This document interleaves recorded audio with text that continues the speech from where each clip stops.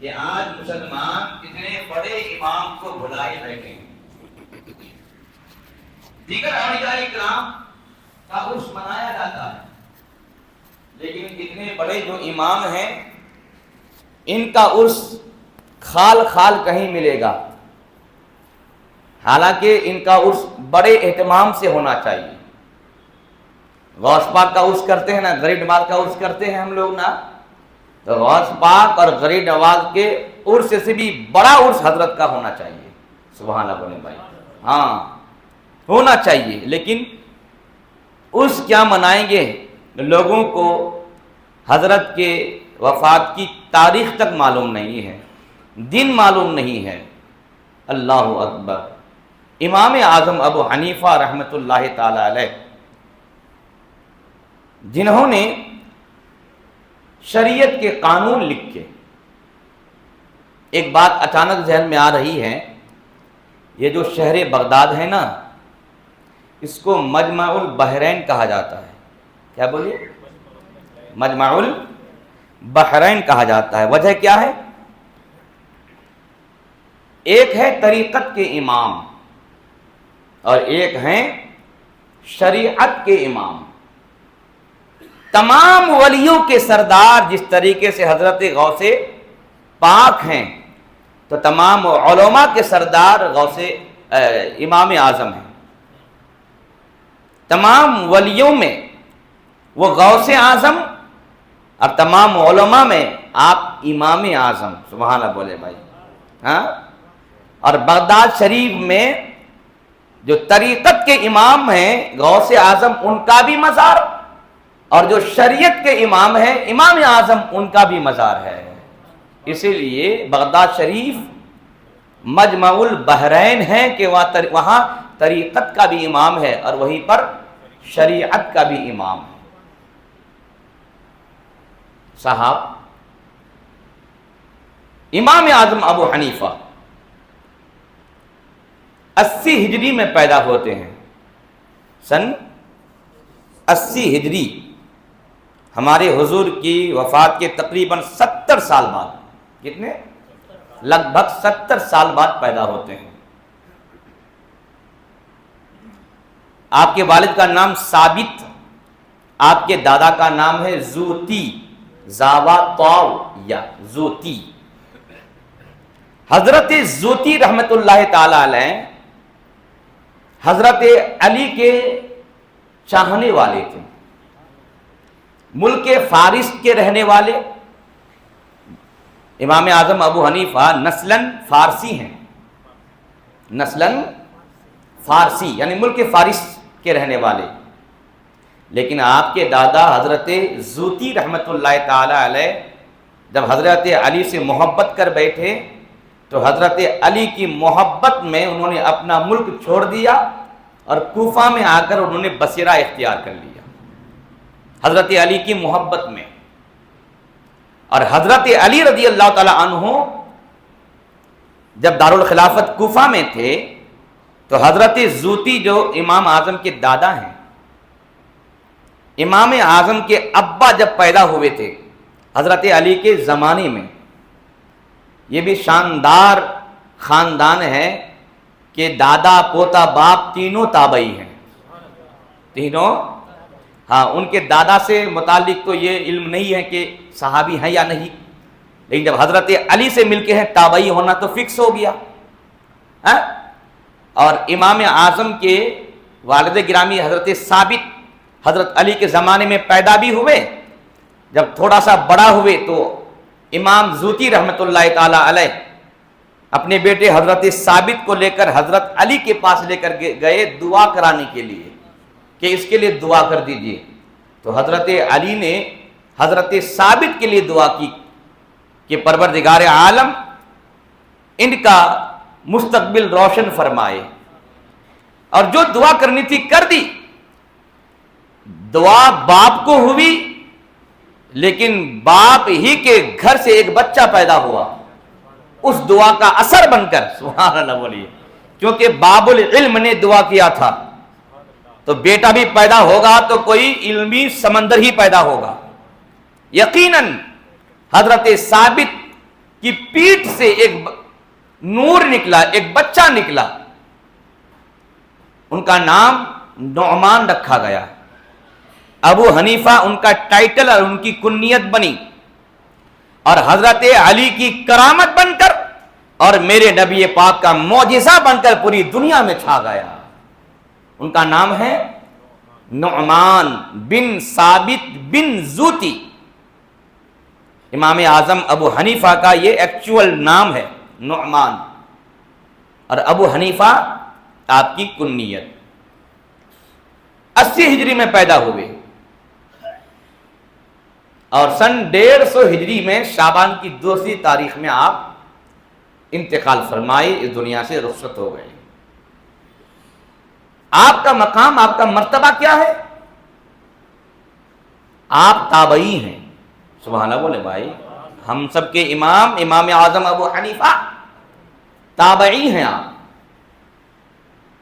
کئی صحابی سے آپ کو ملاقات حاصل ہے، مختلف کئی روایات ہیں، ان میں سب سے قابل جو روایت ہے، جو ناقابل تردید روایت ہے، اس میں یہ بتایا گیا کہ امام اعظم ابو حنیفہ جب کوفہ میں تھے تو اس وقت حضرت عبداللہ بن ابی اوفا رضی اللہ عنہ جو صحابی ہیں ان سے ملاقات کی۔ پھر جب آپ بصرہ گئے وہاں حضرت انس بن مالک سے ملاقات کی۔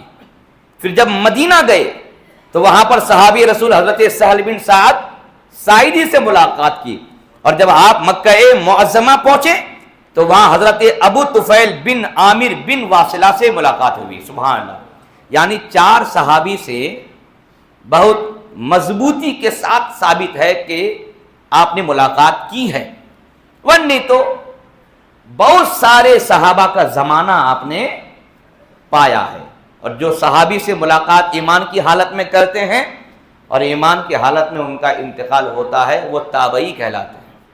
وہ کیا کہلاتے ہیں؟ تو امام اعظم ابو حنیفہ کون ہیں؟ تابعی ہیں۔ بہت سارے لوگ جو امام اعظم کے دشمن ہیں آج کے ڈیٹ میں کون ہیں؟ آج کے ڈیٹ میں اہل حدیث وہابی۔ امام اعظم کا نام بولیے ان کو 102 ڈگری کا نہیں 106 ڈگری کا بخار آئے گا، خالی بڑے امام کا نام بول دیجئے۔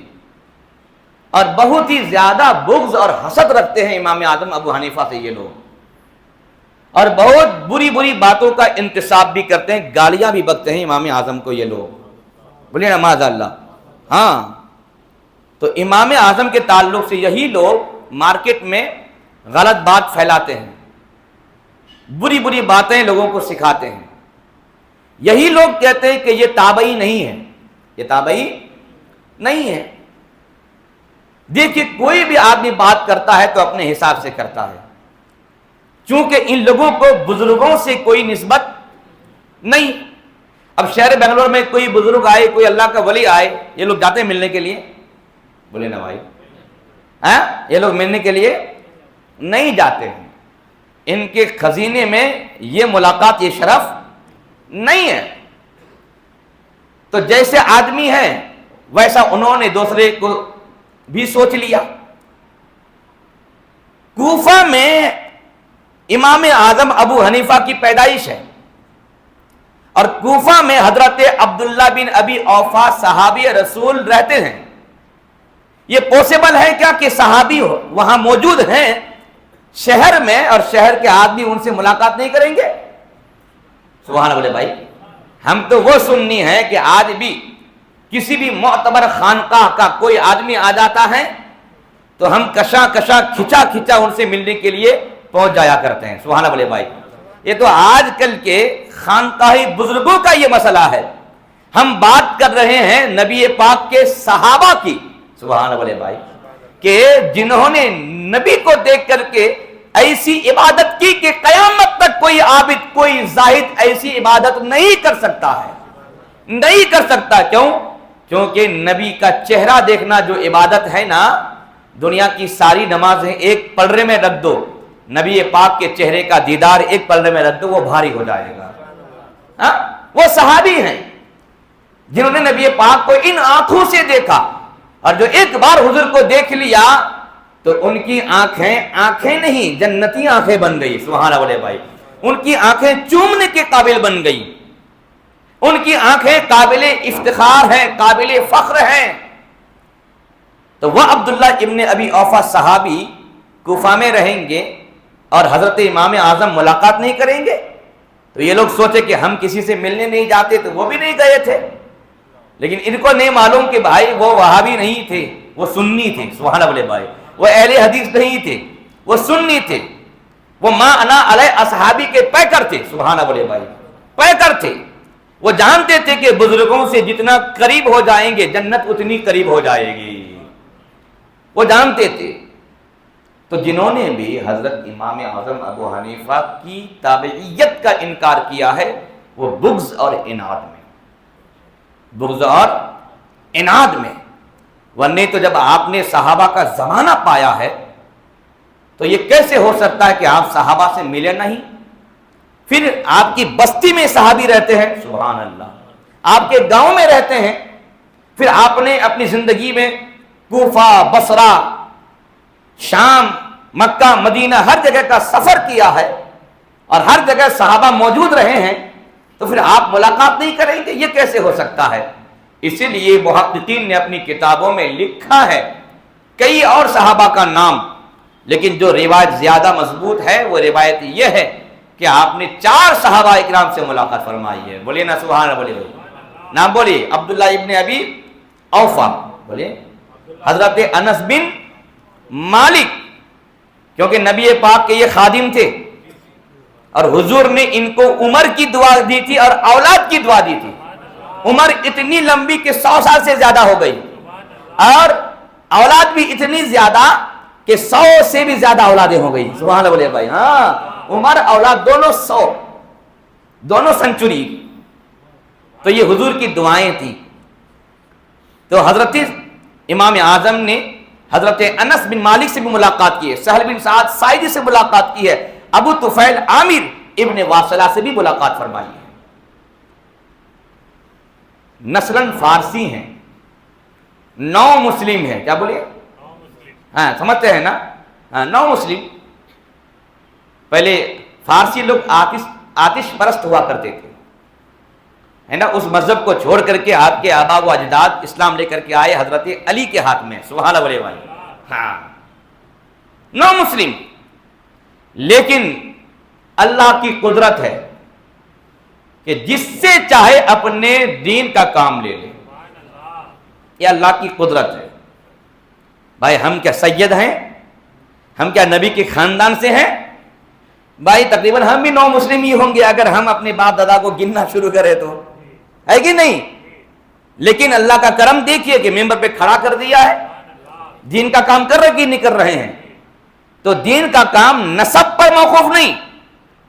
اگر کوئی سید کہے کہ نہیں ہم ہی سب کچھ ہیں تو یہ سوچ اس پر مارک لگ جائے گا, اس پر مارک لگے گا. یہ سوچ اچھی نہیں ہے.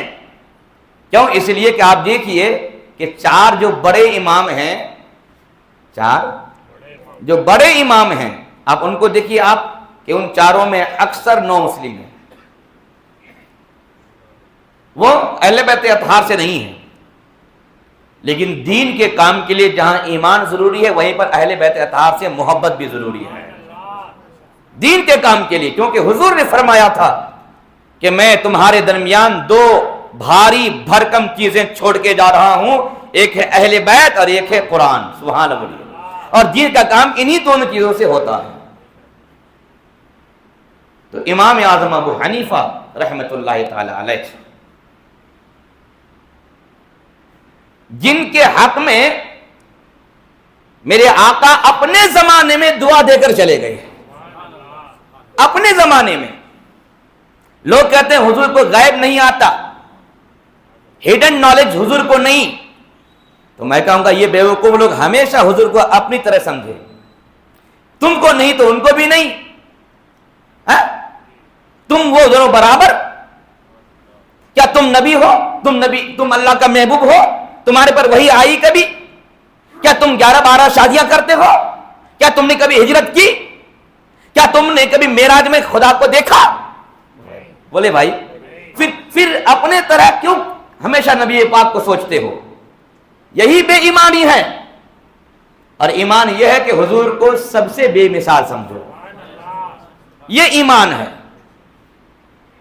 تو اپنے زمانے میں میرے آقا، صحیح بخاری میں بھی حدیث ہے، صحیح مسلم میں بھی حدیث ہے، اور صحیح ابن خزیمہ کا یہاں پر حوالہ لکھا ہوا ہے، صحیح ابن حبان کا بھی حوالہ لکھا ہوا ہے، صحیح ابن حبان کی 16ویں جلد کے صفحہ نمبر 63 میں، اور حدیث نمبر 7123 ہے۔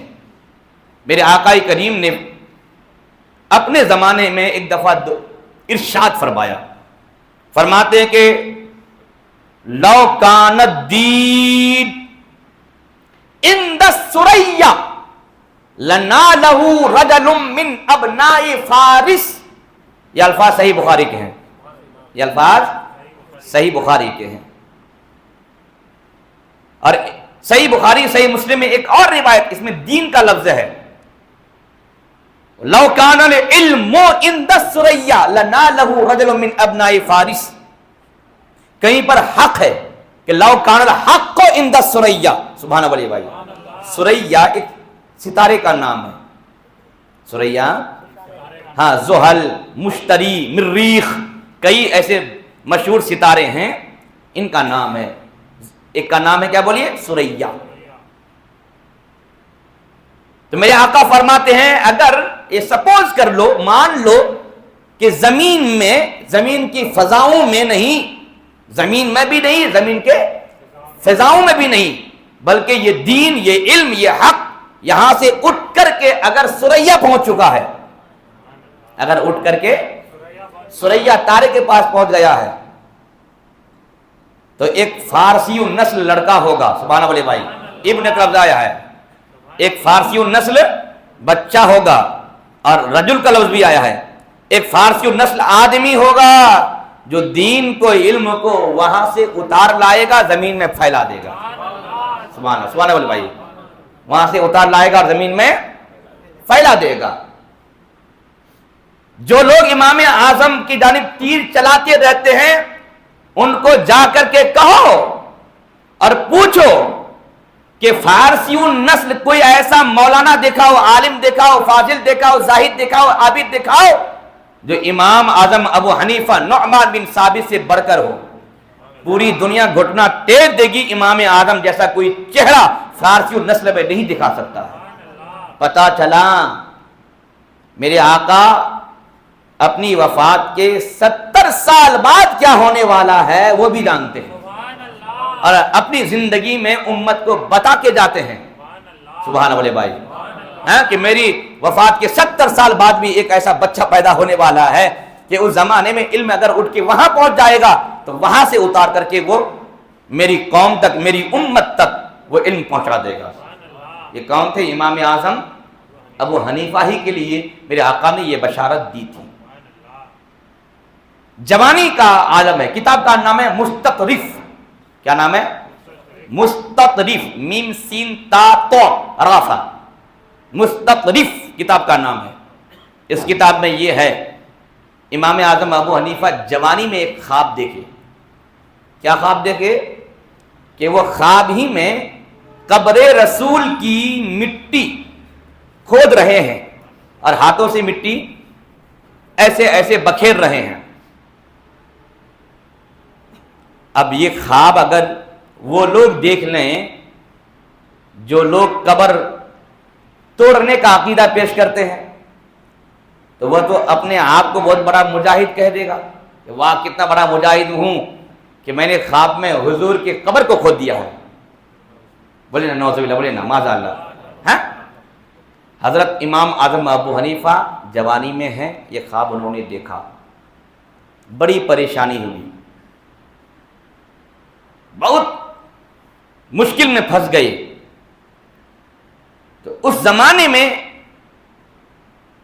کئی بدری صحابی سے ملنے والے تابعی، سبحان اللہ، تو بولے بھائی، کئی بدری صحابی سے ملنے والا تابعی، اور حضرت انس بن مالک کا خاص پروردہ، سبحان اللہ بولے بھائی، خاص پروردہ، خاص فیض یافتہ، ان کا نام ہے امام محمد بن سیرین، سبحان اللہ بولے بھائی. یہ کون ہے؟ امام محمد بن سیرین تابعی. امام اعظم بھی تابعی، وہ بھی تابعی. ایک تابعی نے خواب دیکھا اور ایک تابعی خواب کی تعبیر بتانے پر ماہر. امام اعظم محمد بن سیرین رضی اللہ عنہ کی بارگاہ میں گئے اور خواب بتا نہیں پائے. کہا بولیے. کہا بتانے میں ڈر محسوس ہو رہا ہے. تو محمد بن سیرین کو اللہ نے یہ کرم کیا تھا کہ خواب دیکھنے والے کا چہرہ دیکھ کر بتا دیتے تھے کہ خواب مبارک ہے یا مبارک نہیں ہے. سبحان اللہ بھائی. تو محمد بن سیرین نے کہا ابو حنیفہ خواب بولیے بڑا مبارک ہے. سبحان اللہ بھائی. خواب بولیے بڑا مبارک ہے خواب. کہا سرکار میں نے خواب میں حضور کی قبر کی مٹی ادھر ادھر کر رہا تھا. تو محمد بن سیرین نے کہا مبارک ہو، اس خواب سے آپ کو یہ بشارت دی گئی ہے کہ آپ حضور کے علم کو اسی طرح دنیا میں پھیلائیں گے. جس طرح حضور کی قبر کی مٹی آپ ادھر ادھر کر رہے تھے تو آپ حضور کے علم کو اسی طریقے سے پوری دنیا میں پھیلائیں گے. یقیناً نبی پاک کا معجزہ بن کر امام اعظم ابو حنیفہ دنیا بھر میں چھا گئی. آپ اولیاء کرام کی فہرست بنائیے تو آپ کو بھائی 95% اولیاء کرام حنفی ملیں گے. سبحان اللہ بھائی. کیا ملیں گے؟ حنفی ملیں گے. بھائی چاہے قادری بزرگ ہو، چاہے چشتی بزرگ ہو، چاہے سہروردی بزرگ ہو، چاہے نقشبندی بزرگ ہو، یہ چار جو بڑے بڑے سلسلے ہیں، چاروں بڑے سلسلوں کے بڑے بڑے بزرگان دین کا آپ بایوڈا پڑھ کے دیکھیں تو آپ کو معلوم ہوگا کہ سب حنفی تھے. سبحان اللہ. سب کیا تھے بولے؟ حنفی. یہ جو امام بخاری رحمت اللہ تعالی ہے نا، بخاری لکھنے والے ہے نا، آپ شافعی ہیں لیکن آپ نے پورا علم جو حاصل کیا ہے امام اعظم کے شاگردوں کے پاس. سبحان اللہ بھائی. امام اعظم کے شاگردوں کے پاس. بھائی ان چاروں اماموں میں سب سے بڑے امام امام اعظم ابو حنیفہ. سبحان اللہ تو بولے بھائی. چار نبی، کیا بولیے؟ نبیوں میں چار نبی ہیں.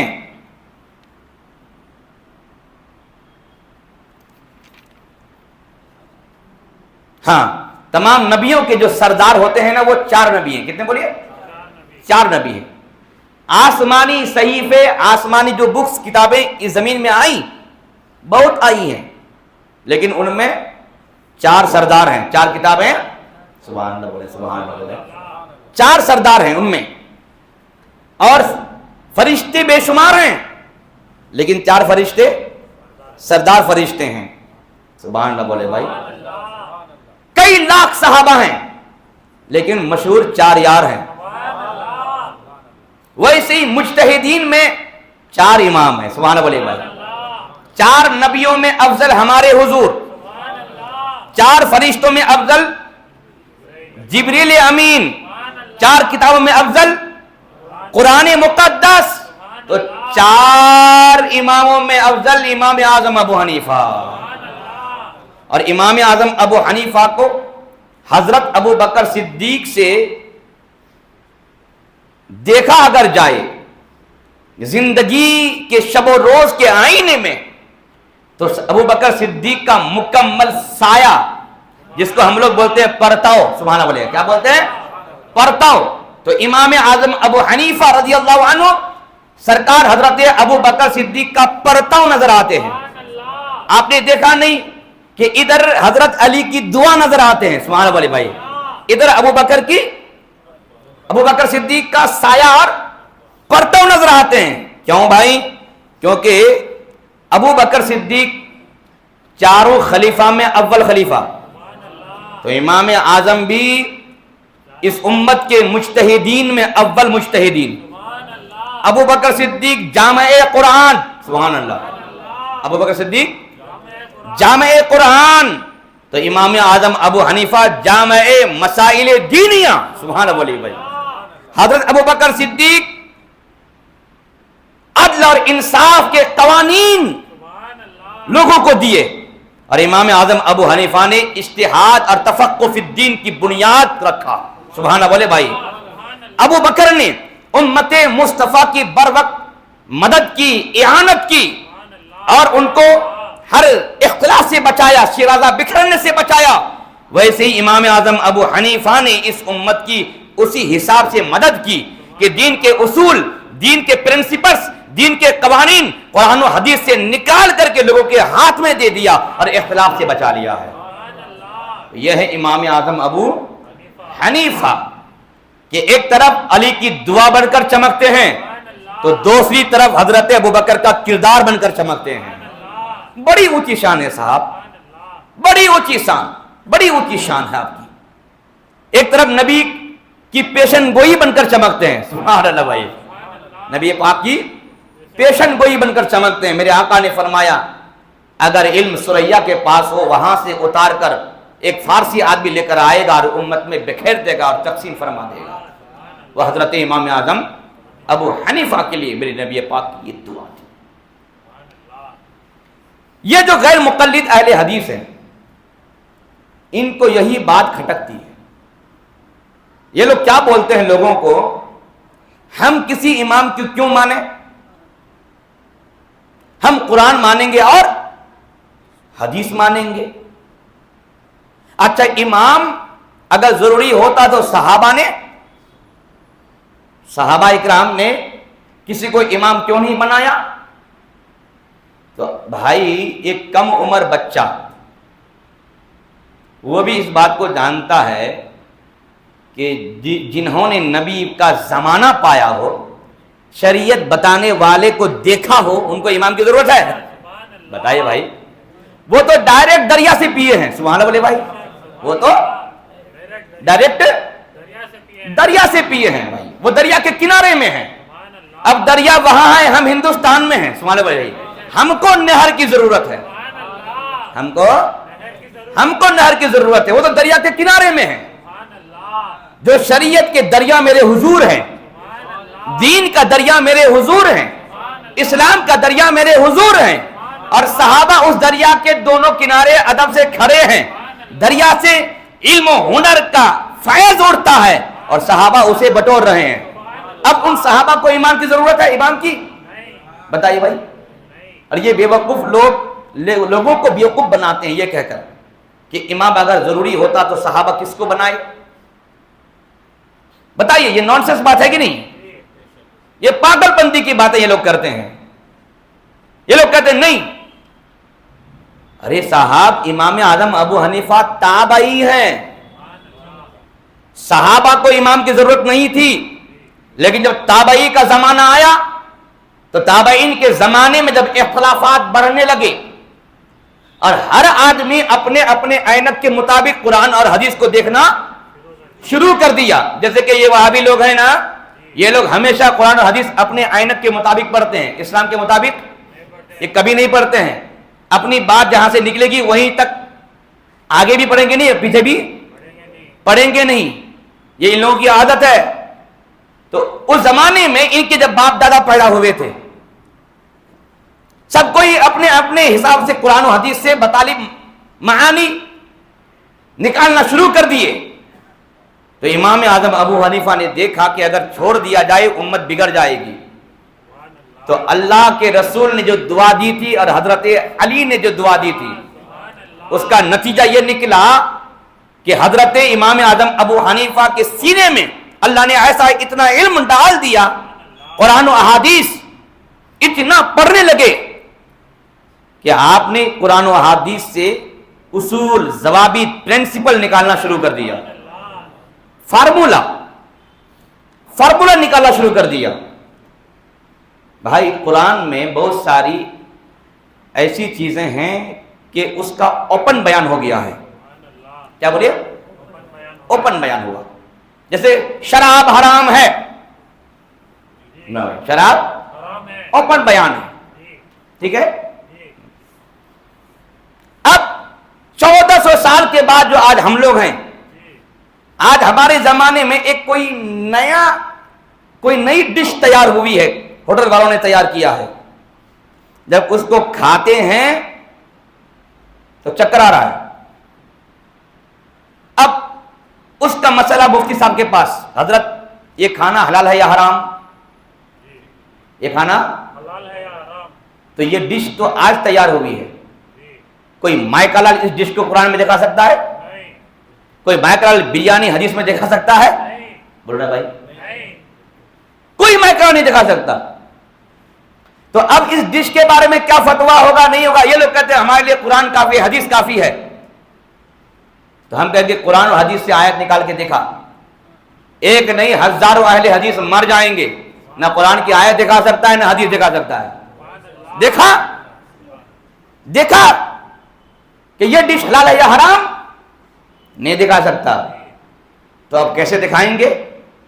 تو ادب سے آنا پڑے گا بڑے امام اعظم کی بارگاہ میں، اور حضرت سے پوچھنا پڑے گا سرکار کوئی پرنسپل بتائیے، کوئی آرٹیکل بتائیے، کوئی قانون، کوئی فارمولا بتائیے. شراب حرام ہے، قرآن میں اوپنلی ہے. یہ جو چار بڑے امام ہیں، ان کا کام کیا ہے؟ انہوں نے کیا کیا؟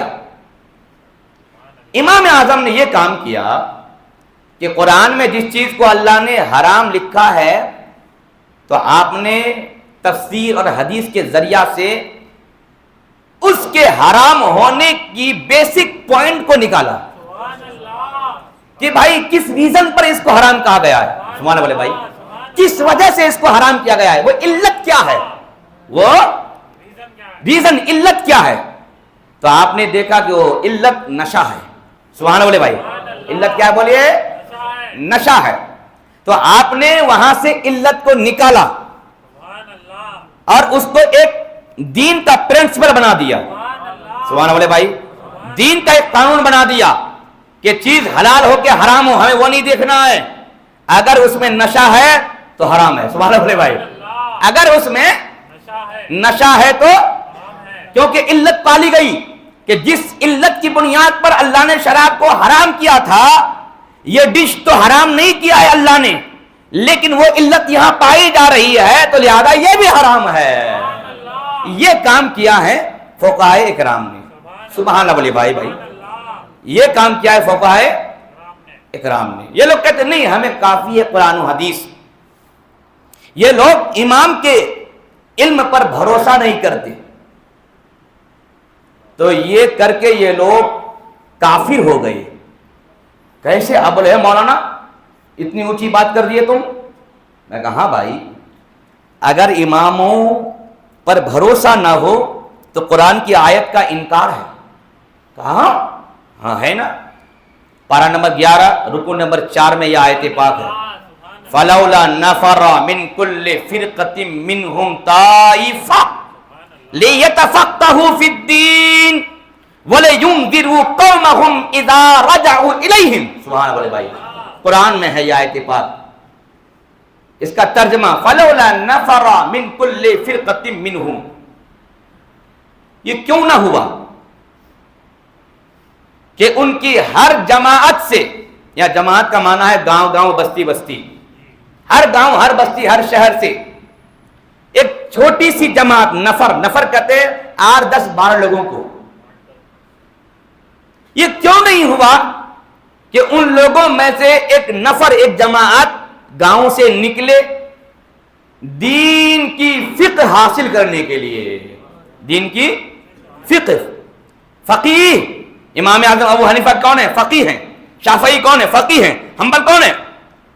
احمد بن حنبل فقیہ ہیں. امام مالک کون ہے؟ فقیہ ہیں. یہ لوگ فقیہ کو قبول نہیں کرتے، اور اللہ تعالیٰ قرآن میں کہتا ہے یہ کیوں نہیں کرتے ہو کہ اپنے لوگوں میں سے ایک چھوٹی سی جماعت بھیج دو. کہاں پر؟ چلے میں، مدرسے میں. سبحان اللہ بھائی، عالم کے پاس، تاکہ وہ دین کی سمجھ، دین کی فقہ حاصل کرے، پھر حاصل کر کے وہ گاؤں واپس آئے. سبحان بھائی. وَلِيُنذِرُوا قَوْمَهُمْ إِذَا رَجَعُوا إِلَيْهِمْ. پھر علم سیکھ کر جب اپنے گاؤں والوں کے پاس لوٹ کر آئے تو لِيُنذِرُوا قَوْمَهُمْ، تو اسی سیکھے ہوئے علم سے اپنے قوم کے لوگوں کو ڈرائے. سبحان اللہ بھائی، سکھائے. تو پتہ چلا قرآن میں اللہ تعالیٰ نے دوسرے کے علم پر بھروسہ کرنا سکھایا ہے کہ یہ چند لوگ جب جائیں سیکھ کے آئیں تو تم ان کے سکھائے پر سیکھو. سبحان اللہ بولے بھائی, ان کے سکھائے پر سیکھو. ہاں آج کے ڈیٹ میں کیونکہ زمانہ بڑا خطرناک ہو گیا ہے نا, سب کوئی ایرے گیرے نتو خیرے سب عالم کے گیٹ اپ میں آ جاتا ہے, عالم کے سب, اور سب نیٹ دیکھ کر کے گوگل بابا کو دیکھ کر کے فتوا مارتا ہے. سمجھ رہے میری بات؟ اسی لیے اب لوگوں کا بھروسہ علماء سے اٹھ گیا. تو میں یہ نہیں کہوں گا کہ معاذ اللہ ہاں ان لوگوں نے اس آیت کا انکار کر دیا ہے, نہیں, یہ غلط لوگوں کی وجہ سے. اس لیے اب آج مولوی کی بات پر بھروسہ نہیں ہے بھائی, بات کر رہے ہو دلیل دو, یہ نا بھائی پروف لے کر کے آؤ. تو آج لوگوں کا جو یہ ڈیمانڈ ہے, یہ ڈیمانڈ عالم پر بھروسہ نہیں ہے اس لیے نہیں, یہ ڈیمانڈ اس لیے ہے کہ حضرت آپ جیسا بہت لوگ مارکیٹ میں آ گئے ہیں, سبحان اللہ بھائی, وہ ایسا بول رہے ہیں, آپ بھی ایسا بول رہے ہیں, تو ذرا پروف دے دیجیے. تو یہ زمانے کے حساب سے ہے. لیکن آج سے کچھ سال پہلے آپ جائیے, کون جی حضرت بول دیے, بس بات ختم, سبحان اللہ بھائی, اور فلانا مفتی صاحب بولے, بات ختم, سبحان اللہ بھائی. یہ کیوں تھا؟ کیونکہ اس زمانے میں یہ کاپی کرنے والے لوگ کم تھے, اور آج کاپی پیسٹ بہت زیادہ ہو گیا ہے نا. اور گوگل کی دنیا میں تو بھائی سب آ کے تقریر مارتے ہیں, تو جس کی بنیاد پر لوگ کنفیوز ہیں اس لیے دلیل طلب کرتے ہیں. وہ زمانہ تھا, بھروسہ تھا. قرآن میں اللہ نے جب یہ بتا دیا ہے کہ بھائی جو علم حاصل کرنے کے لیے آتے ہیں وہ قابل بھروسہ ہیں, وہ جب ہے نا وَإِذَا رَجَعُوا إِلَيْهِمْ, جب وہ اپنے قوم جانب علم دین سیکھ کر کے لوٹیں تو پھر وہ اپنے قوم کو وہ ڈرائیں خدا کا عذاب سنا کر گناہوں کے کام میں, سبحان اللہ, اور نیک کام میں پھر ثواب سنا کر کے لوگوں کو وہ ڈرائیں. یہ لوگ کہتے ہیں یہ فقیہ کی ہم نہیں مانتے. ارے صاحب آپ فقیہ کو کیوں نہیں مانو گے؟ فقہ کہتے ہیں شریعت کے مسائل کو جاننا, یہ ہے فقہ.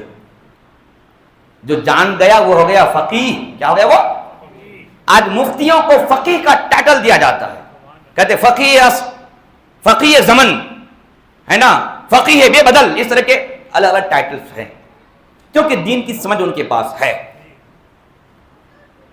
لیکن یہ اہل حدیث سے لوگ فقیہ کو نہیں مانتے. کیوں نہیں مانتے ہو صاحب؟ تو آئیے بیسک پوائنٹ کیا ہے؟ بیسک پوائنٹ یہ ہے کہ جہاں جہاں اللہ کا کرم برستا ہے وہ لوگ وہاں نہیں مانتے ہیں. ولیوں پر اللہ کا کرم برستا ہے, ولی ڈیلیٹ, ولی کو نہیں مانیں گے. اور یہ جو فقیہ ہے نا, یہ فقیہ پر بھی اللہ کا کرم برستا ہے, سبحان اللہ بھائی. وہ کیسے؟ صحیح بخاری کی حدیث ہے, ویلوم فرسٹ ہے, پیج نمبر 16 ہے, اور راوی حضرت امیر معاویہ رضی اللہ عنہ ہیں.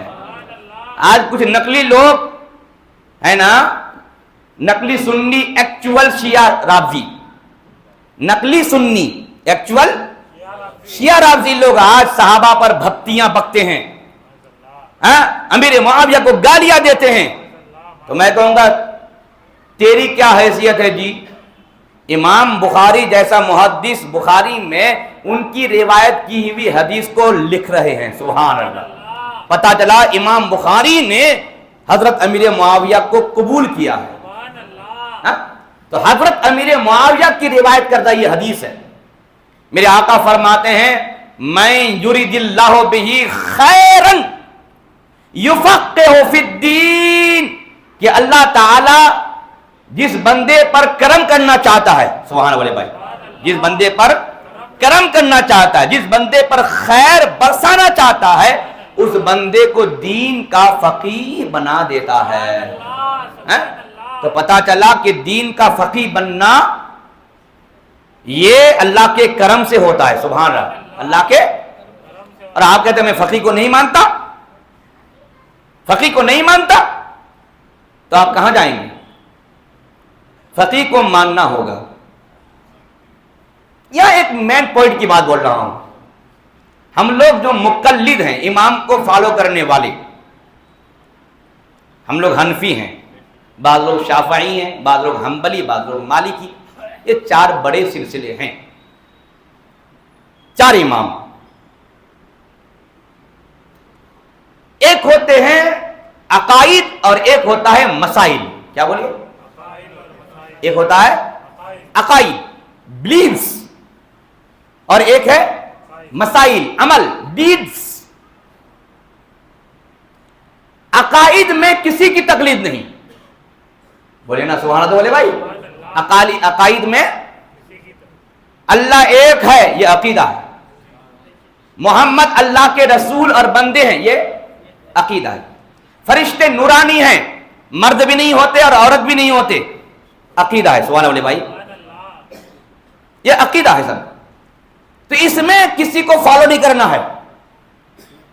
ایسا نہیں کہ ہم حنفی ہیں، میرا امام اعظم بولیں گے کہ اللہ ایک ہے تب مانیں گے. عقیدے میں کسی کی تقلید نہیں. تو آپ نے کیا سمجھا؟ یہ 4 بڑے امام ہیں، ان 4 بڑے اماموں کا اتفاق ہے عقیدے میں. سبحان اللہ بھائی، اتفاق ہے عقیدے میں. ان 4 اماموں کا ایک ہی عقیدہ، اللہ ایک ہے، پاک اور بے عیب ہے، رسول پاک اللہ کے بندے اور رسول ہیں، اللہ تعالی نے رسول کو اختیار دیا ہے، غیب دیا ہے. سبحان اللہ بھائی، جتنے بھی بیسک پوائنٹ عقیدے کے ہیں ان میں 4 اماموں کا عقیدہ ہے، میجورٹی ہے. اختلاف کس میں ہے؟ مسئلے میں. کیا بولے بھائی؟ مسئلے میں. بھائی ہاتھ ناف کے اوپر باندھ دیں یا ناف کے نیچے؟ امام شافعی کہتے ہیں ناف کے اوپر، سینے میں نہیں.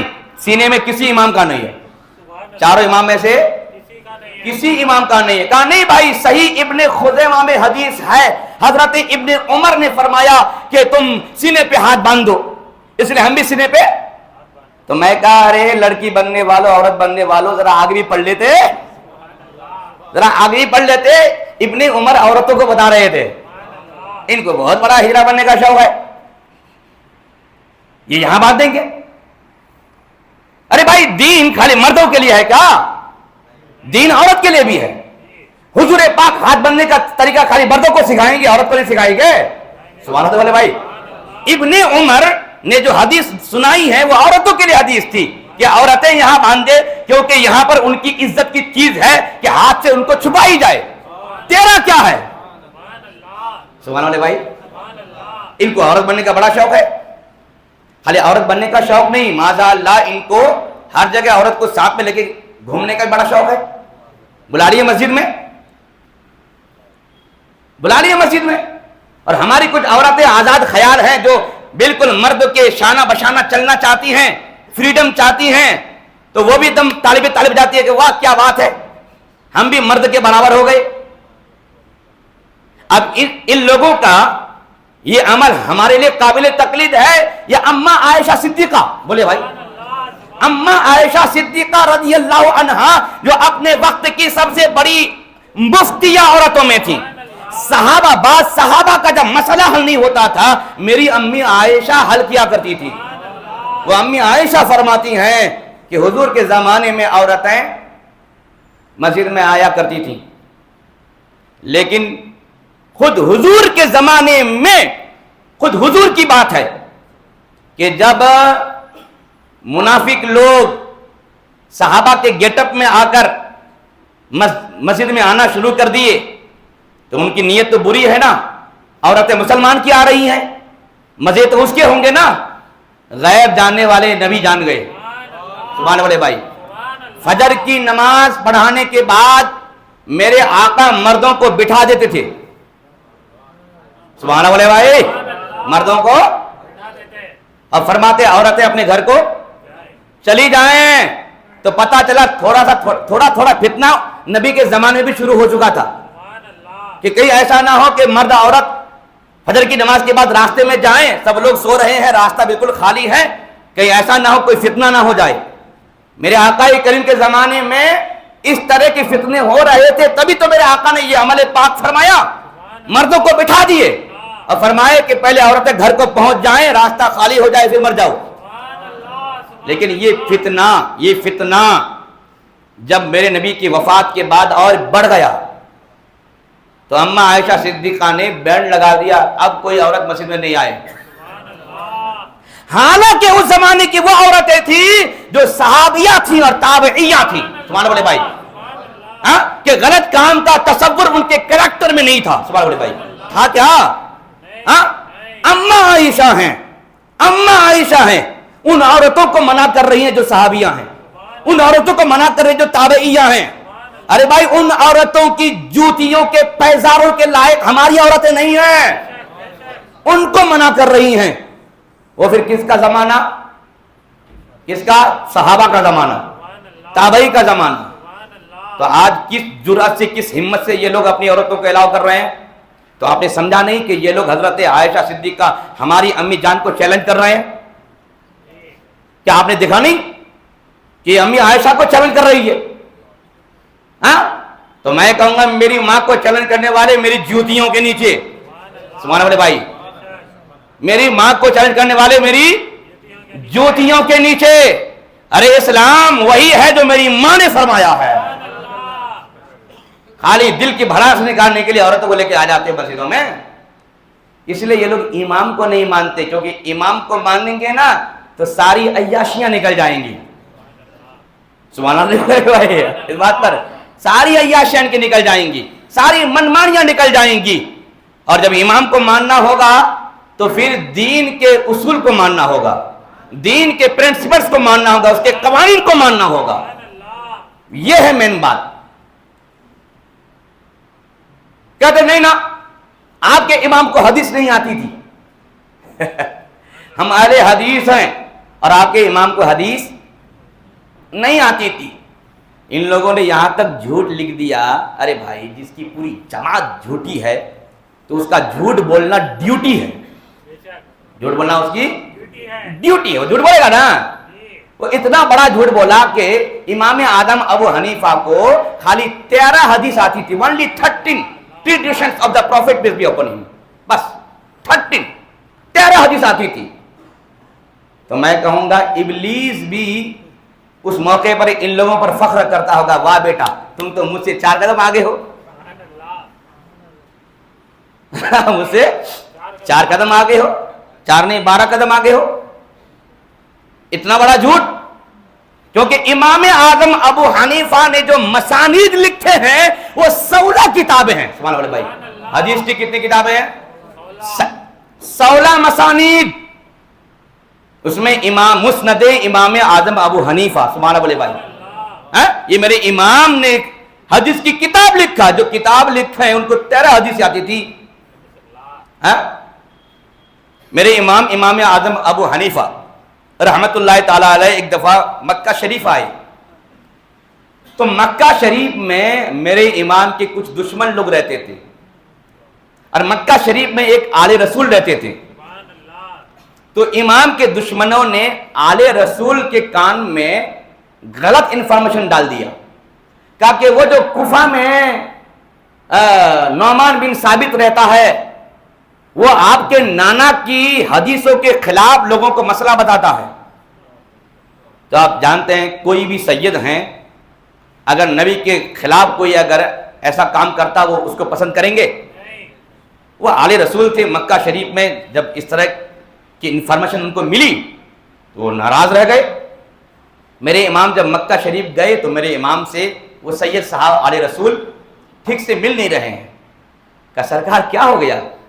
کہا میں نے سنا ہے کہ آپ میرے نانا کی حدیثوں کے خلاف لوگوں کو فتویٰ دیتے، مسئلہ بتاتے ہیں۔ کہا نہیں سرکار، یہ آپ کو کس نے بتایا؟ میرا ایمان یہ ہے کہ اگر کوئی مسئلہ قرآن و حدیث سے ملتا ہے تو قیاس کرنا میرے نزدیک جائز نہیں ہے۔ سبحان اللہ بھائی، کوئی مسئلہ اگر اوپنلی قرآن میں حدیث میں مل جاتا ہے تو میرے نزدیک قیاس کرنا جائز نہیں ہے۔ ہاں کوئی نیا مسئلہ آیا اور اوپنلی قرآن میں حدیث میں نہیں مل رہا ہے تو جا کر کے میں قرآن و حدیث کے معانی پڑھتا ہوں، پھر معانی پڑھنے کے بعد اس کا ریزن نکالتا ہوں، اور ریزن نکالنے کے بعد اس نئے مسئلے کا جواب دیتا ہوں. سبحان اللہ بھائی، اس مسئلے کا جواب دیتا ہوں. تو وہ آل رسول بولے واہ سبحان اللہ، یہی تو دین ہے، یہی تو دین ہے. ارے بھائی دنیا میں آج ہزاروں چیزیں بن گئی، یہ سب چیزوں کا بیان اوپنلی قرآن میں پائیں گے؟ پلین میں سفر، بولے بھائی ہاں ہے قرآن و حدیث میں؟ بولے بھائی ہے؟ ہاں یہ بائک ہے قرآن میں؟ یہ سائیکل ہے قرآن میں؟ کہاں ہے؟ دکھائیے آپ. لیکن جائز ہے نا؟ کیوں جائز ہے؟ تو بڑے امام اعظم نے جو قرآن و حدیث سے پرنسپلز نکال کر کے امت کو پیش کیا ہے، انہی کے پرنسپل کے آئینے میں یہ سب جائز ہے، یہ سب جائز ہے. اور دنیا کی آج بہت ساری چیزیں، نئی نئی چیزیں حرام ہیں. کیوں؟ انہی پرنسپلز کی بنیاد پر، انہی قوانین، اصول، ضوابط کی بنیاد پر حرام ہے. تو آپ امام کو نہیں مانیں گے؟ تو میرے امام کہتے ہیں کہ جب تک کوئی مسئلہ قرآن اور حدیث میں نہیں ملتا ہے تب تک قیاس کرنا جائز. اور قیاس کسے کہتے ہیں؟ قیاس اسی کو کہتے ہیں جو میں نے بھی سمجھایا کہ قرآن کی آیت پڑھا، ترجمہ کیا، تفسیر پڑھا، حلال ہے یا حرام، حلال ہے تو کیوں، حرام ہے تو کیوں، اس کیوں کو تلاش کر کے پوائنٹ آؤٹ کر کے باہر نکالا، اس کیوں کو سامنے رکھا اور دنیا کی نئی چیزوں کو سامنے رکھا. اگر یہ کیوں وہاں پر سیٹ ہوتا ہے تو جو مسئلہ قرآن کا بھی مسئلہ ہے اس کا. سبحان اللہ بھائی، اسی کو بولتے ہیں قیاس، اسی کو بولتے ہیں. جیسے ایک ایگزامپل دیتا ہوں، پیریڈ کے زمانے میں عورتوں سے ملنا حرام. سمجھ رہے میری بات؟ پیریڈ سمجھتے ہیں نا؟ حیض، منتھلی کے زمانے میں عورت سے ملنا، اور ملنے سے آپ لوگ سمجھ گئے ہوں گے پردے کی بات ہے. ہاں ملنا حرام ہے، شب باشی کرنا حرام ہے. یہ ہے قرآن میں، یہ قرآن میں ہے. اب کیا کریں، شریعت کا مسئلہ ہے، بولنا پڑتا ہے، لیکن حیا آتی ہے. پیچھے کے مقام سے ملنا یہ حلال ہے یا حرام؟ بولے بھائی حدیث دکھاؤ، قرآن دکھاؤ. کوئی میں کل نہیں دکھا سکتا ہے، لیکن ہے حرام. تو بھائی حرام کیسے ہو گیا؟ تو کریں کہ بھائی پیریڈ کے زمانے میں عورتوں سے ملنا جو حرام ہے، واٹ از دا ریزن ان دس مسئلہ؟ ریزن گندگی. کیا بولے؟ ریزن کیا بولے نا بھائی؟ گندگی. تو اگر جب ریزن گندگی ہے تو پیریڈ میں جو گندگی ہے اس سے زیادہ گندگی پیچھے کے مقام میں ہے. سبحان اللہ بھائی، جو ریزن وہاں ہے وہ ریزن تو وہ بھی حرام ہے، تو یہ بھی حرام ہے. سبحان اللہ بھائی، اس کو بولتے ہیں قیاس، اس کو بولتے ہیں قیاس. یہ کرتے کون ہیں؟ یہ جو چار بڑے امام ہیں ان کا کام ہے. سبحان اللہ بھائی، ہاں اسی لیے ہم فقہاء کرام کو مانتے ہیں، ایسے نہیں ہم کسی کے جو پیچھے چلتے ہیں اسی لیے چلتے ہیں. اگر بولے کہ نہیں میں حدیث کو مانوں گا، قرآن کو مانوں گا، تو یہ نئے مسائل کی فہرست لا کے آپ کے سامنے کھڑی کر دوں گا، پھر دنیا بیت جائے گی، ختم ہو جائے گی، ان کا جواب آپ سے نہیں بن سکتا ہے. تو یاد رہے عقیدے میں کوئی تقلید نہیں، مسائل میں تقلید ہے. پھر مسائل میں جو مسائل نماز فرض ہے اس میں بھی تقلید نہیں. بولے بھائی اس میں بھی جو فرض ہے واجب اللہ رسول نے اوپنلی بیان کر دیا ہے، اس میں بھی تقلید نہیں ہے. اب یہ ہے ہاتھ یہاں باندھنے کے یہاں باندھے، یہاں باندھے کے حدیث میں یہ بھی ہے اور حدیث میں یہ بھی ہے. اب کہاں جائیں ہم؟ سبحان اللہ بھائی، اب کہاں جائیں ہیں؟ تو اب آنا پڑے گا امام کے پاس. کیوں؟ کیونکہ امام لوگ جو ان مسائل پر اپنی تحقیق پیش کرتے ہیں تو کہتے یہ ہیں، امام اعظم ابو حنیفہ ہیں، وہ کہتے کیا ہیں؟ ناف کے نیچے ہاتھ باندھنا سنت ہے اور یہ میرا ظن غالب ہے. کیا بولیے؟ ظن غالب سمجھتے ہیں نا؟ وہ گمان، وہ آئیڈیا جو یقین سے بالکل قریب ہو، اس کو ظن غالب بولتے ہیں. لیکن امام شافعی جو یہاں کہتے ہیں ممکن ہے وہ بھی صحیح ہو.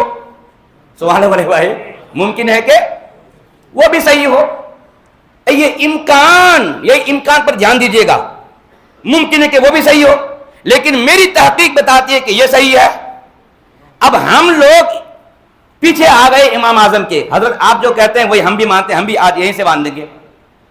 لیکن یہاں گناہ نہیں ہے. کیوں نہیں گناہ؟ کہ بھائی ہاتھ باندھنا ہے نا بھائی، یہاں باندھیں کہ یہاں باندھیں، سنت پر ہی عمل ہے.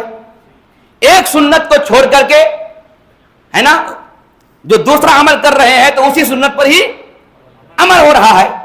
تو یہاں پر کوئی نقصان نہیں ہے اور ہم اس کا انکار بھی نہیں کر رہے ہیں. کہتے ہیں کہ امام شافعی جو کہتے ہیں یہاں سنت ہے تو ہم کہتے ہیں ممکن ہے کہ وہ صحیح ہو، لیکن ہماری تحقیق بتاتی ہے کہ یہ صحیح ہے. سبحان اللہ، سبحان اللہ. یہ ہے مقلد کا کام. اب اہل حدیث کہتے ہیں میں یہاں بھی نہیں، یہاں بھی نہیں بھائی، یہاں باندھوں گا. تو میں کہوں گا یہاں والی حدیث کا کیا جواب ہوگا؟ یہاں والی حدیث کا کیا جواب ہوگا؟ ہاں تو یہاں باندھ کر کے آپ نے اس کا بھی انکار کیا اور اس کا بھی. تو آپ نے حدیث کا انکار کیا، آپ منکر حدیث ہیں، اور ہم نے یہاں باندھ کر کے حدیث پر عمل کیا ہے، ہم عامل حدیث ہیں. یہ ہے تقلید کا بیسک پوائنٹ. اس لیے ضروری ہے کہ امام کے پیچھے جانا پڑے گا. کیوں؟ کیونکہ یہاں تو باندھتے ہیں لیکن یہاں کو ہم غلط نہیں بولتے ہیں کہ ممکن ہے کہ یہ بھی صحیح ہو، لیکن میرا امام کہتا ہے یہ صحیح ہے کیونکہ میرے امام کی جو دلیل ہے وہ زیادہ مضبوط ہے. سبحان اللہ بھائی. تو اس وجہ سے کہتے نہیں صاحب وہ بڑے امام نہیں تھے، ان کو کچھ آتا نہیں تھا. بولے نماز اللہ. تو میں کہوں گا رے سن 150 ہجری میں پیدا ہونے والا حضرت امام شافعی رحمۃ اللہ تعالی علیہ تبییض الصحیفہ کے پیج نمبر 18 میں لکھتے ہیں کہ تم اتنے بڑے امام کی بات کرتے ہو. ارے الناس عیال فی الفقہ علی ابی حنیفہ. سبحان اللہ بھائی. یہ امام شافعی کہتے ہیں من لم ينظر فی کتبہ لم یتبحر فی العلم ولا یتفقہ. تبییض الصحیفہ کے پیج نمبر 18 میں امام شافعی کا یہ قول منقول ہے. امام شافعی فرماتے ہیں کہ دنیا کے تمام لوگ علم فقہ میں امام اعظم کی اولاد ہیں، امام اعظم کی اولاد ہیں. علم فقہ میں وہ سب کے باپ ہے. سبحان اللہ بھائی. اور جس نے ان کی کتابوں کو نہیں پڑھا وہ کیا کہتے ہیں کہ متبحر عالم نہیں بن سکتا اور وہ آدمی فقیہ بھی نہیں بن سکتا. خود امام شافعی کہتے ہیں جو وقت کے بڑے امام ہیں، 4 اماموں میں آپ کا نام شامل ہے، وہ کہتے ہیں کہ میں نے علم فقہ کو اس وقت تک نہیں سمجھا جب تک کہ میں نے امام اعظم ابو حنیفہ کے شاگرد رشید امام محمد رحمت اللہ تعالی علیہ کی کتابوں کا اسٹڈی نہیں کیا، جب تک میں نے علم فقہ کو نہ سمجھا. سبحان اللہ بھائی، سبحان اللہ. یہ شان ہے میرے امام کی، یہ شان ہے. امام اعظم ابو حنیفہ رحمت اللہ تعالی علیہ کے بارے میں ایک صاحب نے شان گھٹانے کے لیے امام شافعی سے پوچھا اور کہا کہ امام اعظم کا کتنا علم تھا، ان کو کیا آتا تھا؟ تو امام شافعی نے کہا تم ان کے علم کی بات کرتے ہو، علم کو 4 حصے میں تقسیم کرو. ہم 3 امام ہیں، ہم تینوں امام نے علم کو 4 حصے میں تقسیم کر کے ایک حصہ کو ہم نے لیا ہے اور 4 حصہ امام اعظم کے لیے مان لیا ہے. سبحان اللہ بھائی. ہاں 4 حصہ، خالی 1/4 ہم تینوں کے پاس اور 3 حصے انہی کے پاس. سبحان اللہ، انہی کے پاس. یہ امام شافعی فرماتے ہیں. ارے بھائی ہاں مین پوائنٹ کی بات یہ کیا کر دیکھیں نا وقت ہی ختم ہو جاتا ہے، بڑی بڑی باتیں رہ گئی میری.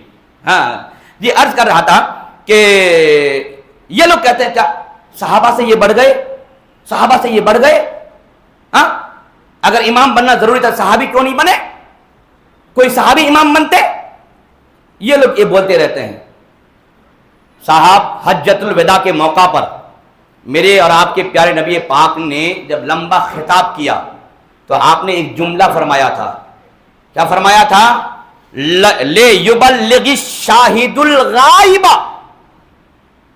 یہاں جتنے صحابہ موجود ہو یہ سب موجودین جتنا سن چکے ہو یہ غائبین تک پہنچا دے. سبحان اللہ بھائی. اور یہ غائبین کون ہے؟ جو اس زمان میں پیدا ہو چکے تھے وہ بھی غائبین، اور جو پیدا نہ ہوئے تھے وہ بھی غائبین، اور غائبین قیامت تک کے لوگ آ گئے. سبحان اللہ بھائی. پھر اس کے بعد میرے آقا ریزن فرماتے ہیں، ریزن یہ کیوں آرڈر دے رہے ہیں کہ یہاں کے موجودین وہ غائبین کو پہنچائے؟ فرماتے اس لیے کہ کبھی کبھی سننے والے سے زیادہ سمجھدار، یہ جو ابھی مجھ سے سنے ہو، مجھ سے سن کر جب کسی کو سناؤ گے تو کبھی کبھی سنانے والے سے زیادہ سمجھدار سننے والا ہوتا ہے. سبحان اللہ بھائی. تو اس مسئلے نے، اس حدیث نے یہ مسئلہ حل ہی کر دیا کہ اگر ہم امام اعظم کے لیے اتنا علم مانتے ہیں تو میں نہیں کہتا ہوں، میرے نبی نے فرمایا ہے کہ کبھی کبھی جس کو پہنچایا جاتا ہے وہ سمجھنے والا زیادہ ہوتا ہے. آپ دیکھیں نا، امام اعمش رحمت اللہ تعالی علیہ امام اعظم کے استاذ ہیں. کیا بولیے؟ استاذ حدیث امام اعمش سے امام اعظم پڑھتے تھے. تو ایک آدمی امام اعمش جو محدث ہے وقت کے محدث، ان کے پاس ایک صاحب آیا، سوال کیا اور کنٹینیو 100 سوال کر دیے. کتنے بولیے؟ 100 سوال. اور ہر سوال کے جواب میں لا عارف ہے نا، نو نالج، نہیں جانتا ہوں. تو Imam Azam as a student وہاں موجود تھے. سبحان اللہ بھائی، موجود تھے. اپنے استاد کو کہہ رہے ہیں کہ حضرت آپ اگر کہیں گے تو میں یہ 100 کوسچنز کا آنسر دے دوں. سبحان اللہ بھائی. استاد حدیث دان محدث ان سے پڑھنے کے لیے گئے ہیں امام اعظم. 100 سوالات ہوتے ہیں، آپ کہتے ہیں مجھے نہیں معلوم، اور یہ اسٹوڈنٹ کہتے ہیں کہ سرکار دیجئے مجھ کو پرمیشن، ہر ایک کا جواب دے دوں گا. دو کہ سرکار وہ پہلے سوال کا جواب اس حدیث سے ہے جو حدیث میں نے آپ سے پہلے دن وہاں پر سنا تھا. دوسرے کا جواب اس حدیث سے ہے، تیسرا کا جواب اس حدیث سے ہے. سبحان اللہ بھائی. یعنی 100 کوسچنز کا آپ نے آنسر بھی دیا، اور کہاں سے دیا؟ انہی حدیثوں سے جو امام احمد سے وہ سنے ہوئے تھے. تو جب وہ حیرت زدہ ہو گئے ٹیچر استاد، کہاں مجھ سے حدیث سنے ہو اور اتنا حدیث سمجھتے ہو؟ سبحان اللہ. مجھ سے سنے اور اتنا سمجھتے ہو کہ میری سنائی ہوئی حدیثوں سے تم نے آنسر جواب دے دیا. تو حیرت میں آ کر کے کہا یا معشر الفقہاء انتم الاطباء ونحن الصیادلہ. اے فقہاء کی جماعت، تم تو ڈاکٹر لوگ ہو، ہم تو میڈیکل اسٹور ہیں. یعنی ہمارے پاس خالی حدیثیں ہیں، اور کون سی حدیث کہاں کام آئے گی وہ ہمیں نہیں معلوم، تم ڈاکٹر ہو. سبحان اللہ بھائی. یہ آپ کے استاذ نے کہا ہے. بہت ساری باتیں رہ گئیں. 40 سال آپ نے عشاء کے وضو سے فجر کی نماز پڑھی ہے. مچل کے سبحان بولیں گے بھائی، کتنے سال بولیے؟ 40 سال فجر عشاء کے وجہ سے فجر کی نماز. 40 سال آپ نے ایسا روزہ رکھا کہ وہ صرف اللہ کو معلوم اور امام اعظم کو معلوم. 40 سال ہے نا، کسی کو نہیں معلوم. سبحان اللہ بولیں گے بھائی. اتنا چھپانا، روزہ چھپتا ہے کیا؟ ہمارا آپ تو روزہ رکھ لیں تو بھائی جب تک کہ دوسروں کو نہیں بتائیں گے پیٹ کا بھات ہضم نہیں ہوگا، ہے کہ نہیں؟ اور 40 سال روزہ رکھ رہے ہیں، کسی کو نہیں معلوم، اللہ کو معلوم اور امام اعظم کا معلوم. 40 سال. اور ساتھ ساتھ آپ دیکھیں ان کی شان.